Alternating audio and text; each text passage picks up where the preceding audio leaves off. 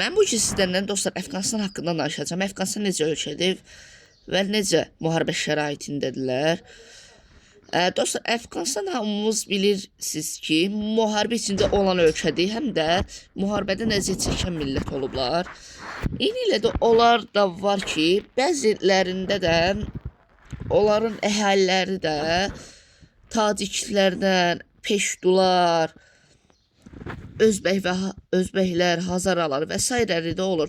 Burada onların özlərinə ait dəyərli mədənləri var. Orada filizlərdir və sair dəmir mədənləri, bulaş mədənlər də, həm də göyrəkli mədənlərin çoxları da olur.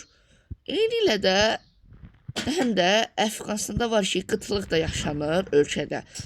Eyni ilə müharibə içində olduğu üçün uşaqlar var 5 yaşına çatmadan ölürdü. İndiki radikal Taliban birliyi də Əfqanistanı ələ keçirib, hələ də müharibə içində də davam edir. Başçısı da Hibətullah Ahudzadədir.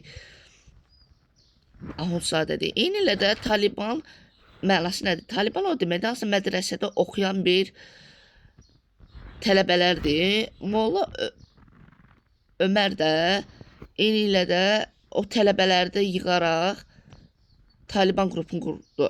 Həm də burada da Əfqanistan əhalisində də Hazaralar və sairələri də peştular.